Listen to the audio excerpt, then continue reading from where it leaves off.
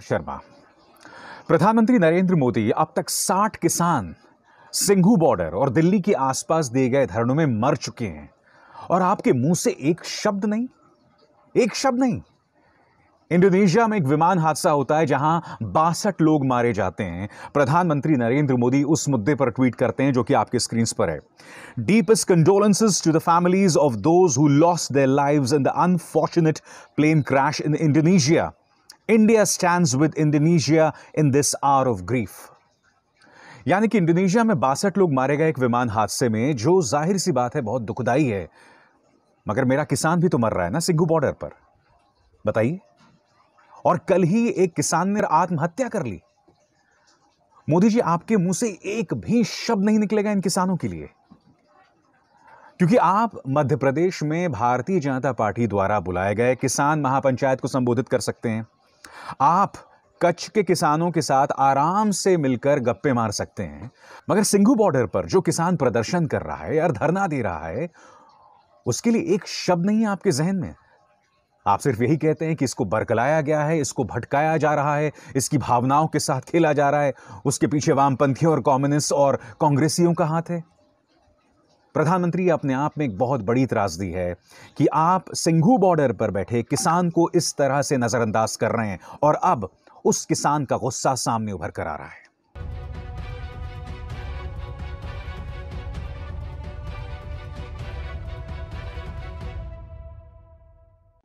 इन तस्वीरों से स्पष्ट है, उसने कल बता दिया मनोहर लाल खट्टर और राज्य के उप मुख्यमंत्री दुष्यंत चौटाला को अपनी ताकत। उचाना में वो जगह जहां दुष्यंत सिंह चौटाला उतरते हैं अपने हेलीकॉप्टर्स के साथ, उसने उस हेलीपैड को खोद दिया। और उसी तरह से करनाल, जहां पर किसान महापंचायत को मनोहर लाल खट्टर जो हैं संबोधित करने वाले थे, वहां पर उसने इन तस्वीरों के जरिए अपना दमखम दिखा दिया और स्पष्ट कर दिया कि किसानों से पंगा मत लीजिए। अगर आप जानते हैं, प्रोपेगेंडा फिर भी बंद नहीं हो रहा है, क्योंकि मनोहर लाल खट्टर इसके पीछे वामपंथियों और कांग्रेस का हाथ बता रहे हैं। मगर उससे पहले और भी बड़ा प्रोपेगेंडा जो मैं आपको बतलाना चाहूंगा और आपके होश उड़ जाएंगे कि हमारे पत्रकार किस तरह से स्टेनो बन गए हैं, टाइपिस्ट बन गए हैं। कई न्यूज चैनल्स ने, कई एजेंसीज ने, कई अखबारों ने इस खबर को ही दफन कर दिया कि किस तरह से किसानों का रोष दिखा करनाल में, उचाना में, और उन्होंने मुख्यमंत्री मनोहर लाल खट्टर को उतरने ही नहीं दिया।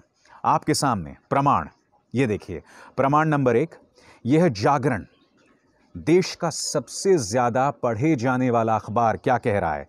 खराब मौसम के कारण हरियाणा के सीएम मनोहर लाल खट्टर का करनाल दौरा रद्द, किसान महापंचायत में लेना था हिस्सा। आपको शर्म नहीं आती? खराब मौसम की वजह से दौरा रद्द हुआ है या किसान के आक्रोश की वजह से वो दौरा रद्द हुआ है?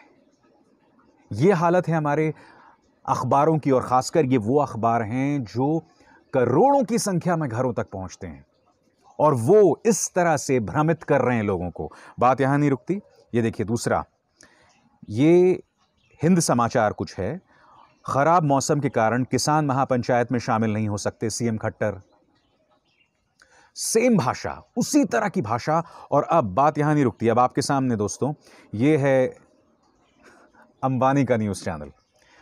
इनका हेडलाइन देखिए, करनाल खराब मौसम के कारण, और क्या लिखा हुआ है, खराब मौसम के चलते हरियाणा के मुख्यमंत्री मनोहर लाल खट्टर किसान महापंचायत में शामिल होने कैमला गांव नहीं पहुंच पाए। उनके हेलीकॉप्टर को खराब मौसम के कारण उड़ने की अनुमति नहीं दी जा सकी। यह कार्यक्रम भाजपा नेताओं की ओर से किया गया था।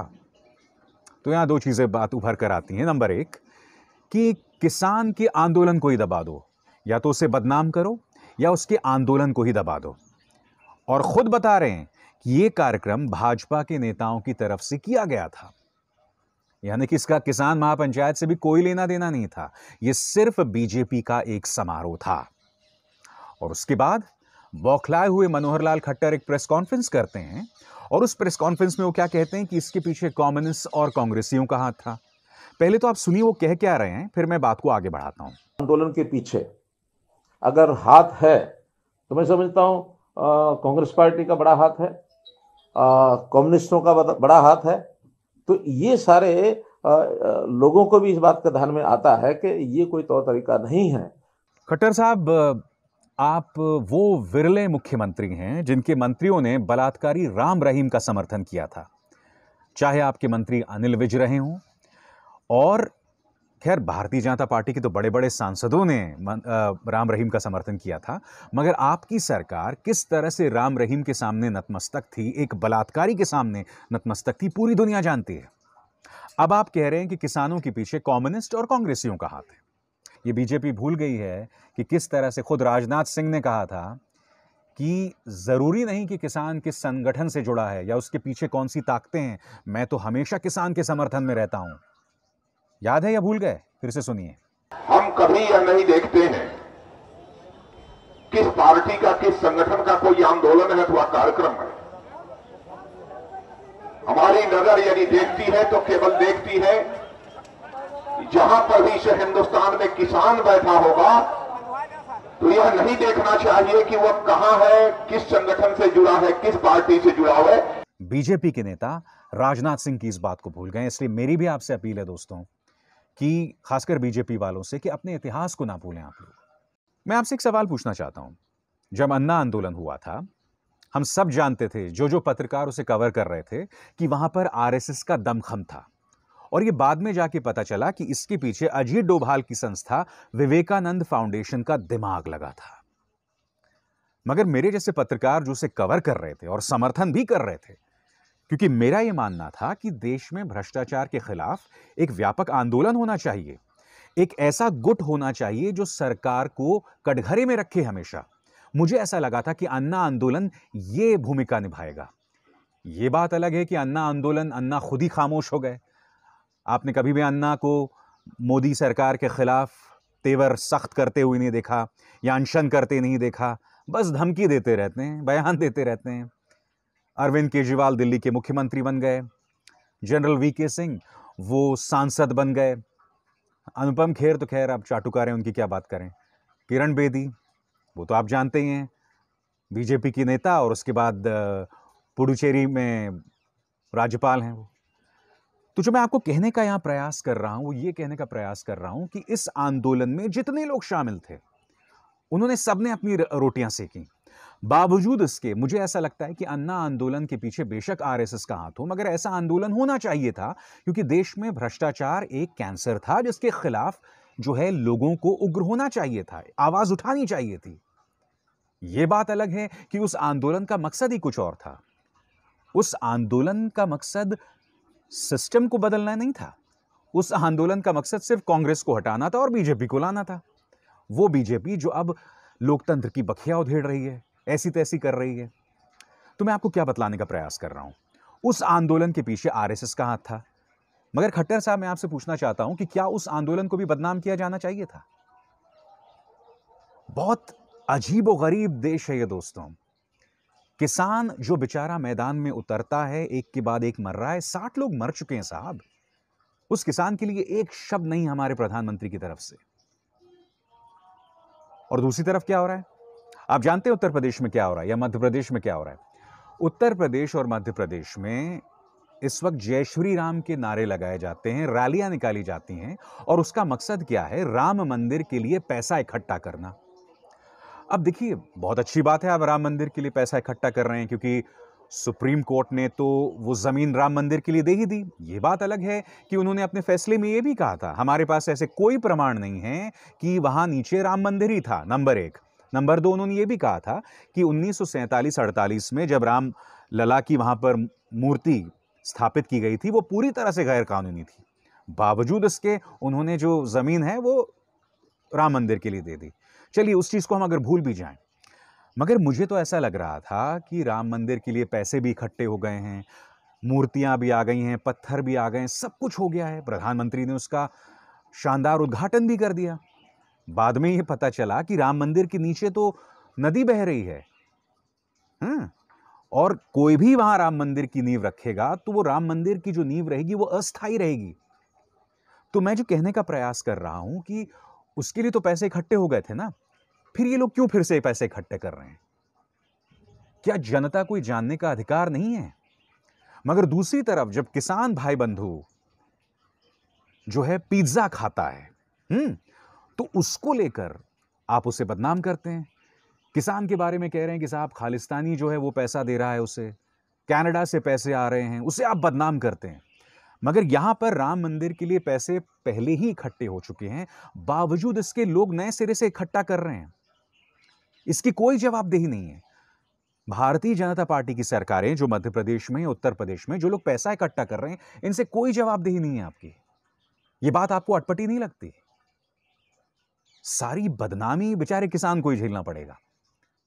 टारगेट आप सिर्फ किसान को करते हो। क्या सरकारों की या इन संस्थाओं की कोई जवाबदेही नहीं है? बहुत अच्छी बात है, राम मंदिर बन रहा है, मगर पैसे तो इकट्ठे हो चुके थे ना। क्या इन लोगों से सवाल नहीं किया जाएगा? सारे सवाल तुम्हारे सिर्फ किसानों के लिए हैं। अजीबोगरीब देश है दोस्तों। डॉक्टर कफील, इस शख्स को रासुका के अंतर्गत, नेशनल सिक्योरिटी एक्ट के अंतर्गत करीब 9-10 महीनों तक जेल में रखा जाता है। बाद में अदालत उन्हें रिहा कर देता है, यह कहते हुए कि इन्होंने जो भाषण दिया था वो तो सामाजिक एकता का प्रतीक है। मगर 10 महीने तक इस बंदे को जेल में रखा जाता है।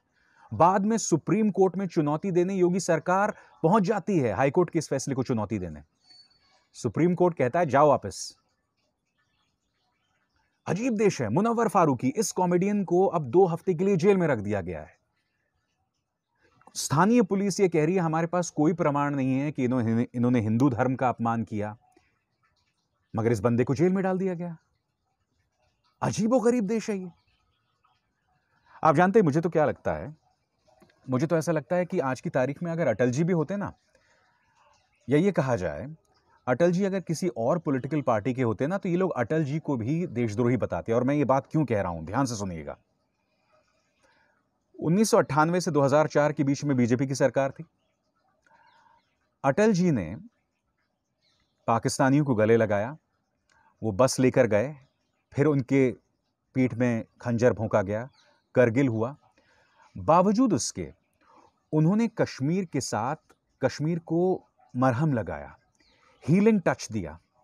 उस हीलिंग टच का नतीजा यह था दोस्तों कि करीब 2003 से लेकर 2015 तक या 2014 तक कश्मीर में काफी हद तक शांति थी।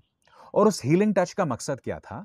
उस हीलिंग टच को अगर मैं एक पंक्ति में कहूं कि सिर्फ कश्मीर हमारा अभिन्न अंग नहीं है, बल्कि कश्मीरी भी हमारे भाई बंधु हैं। और यह बात मैं भी लगातार कहता हूं। कल्पना कीजिए अगर यही काम किसी गैर भाजपा प्रधानमंत्री ने किया होता, तब बीजेपी का प्रचार तंत्र अटल जी को भी देशद्रोही बताता। क्यों? क्योंकि उन्होंने कश्मीरियों के साथ या कश्मीरियों को हीलिंग टच देने का प्रयास किया था, या फिर पाकिस्तान के साथ सार्थक बातचीत की उन्होंने पहल की थी। बहुत ही अजीबोगरीब इनके तर्क हैं देशभक्ति और देशद्रोह को लेकर। इन लोगों की कोई जवाबदेही नहीं है। ये लोग हमारी आस्था के साथ खेल सकते हैं, राम मंदिर के नाम पर फिर से पैसे इकट्ठा कर सकते हैं, मगर किसान की रैली में अगर कोई पिज्जा भी खा ले तो उसको लेकर ये लोग इन्हें देशद्रोही और खालिस्तानी बता देते हैं। मैं आज 2 चीजें कहना चाहता हूं। सबसे पहली बात, मेरी एक बहुत ही ईमानदार अपील है प्रधानमंत्री नरेंद्र मोदी से। आप लोग किसान को लगातार बदनाम कर रहे हैं, एक के बाद एक किसान मर रहा है। उस किसान के हौसले का आप लोग इम्तिहान ले रहे हैं। वो किसान एक इंसान ही है, आपके और मेरी तरह।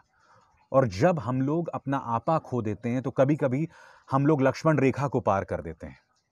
हम उस किसान को लगातार प्रवोक कर रहे हैं, उसे लगातार उसे भड़का रहे हैं। हमें इस खेल से बचना चाहिए, नंबर 1। नंबर 2, किसान भाई बंधुओं से भी मेरी अपील। मैंने इंडिया टुडे में एक कार्यक्रम देखा था जिसमें उनकी 2 महिला रिपोर्टर्स गई थीं और उनका यह दावा था कि वहां मौजूद किसानों ने उनके साथ बदतमीजी की। अगर यह हकीकत है तो मेरे हिसाब से किसान भाई बंधुओं को इस बात से बचना चाहिए, क्योंकि आप लोग बहुत खूबसूरत आंदोलन कर रहे हैं। इससे अब हिंसा की गिरफ्त में मत पड़ने दें।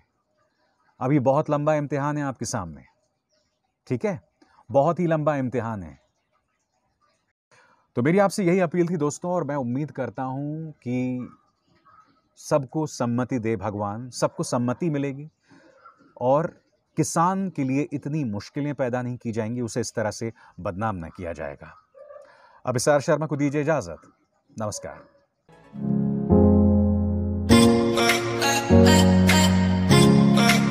back.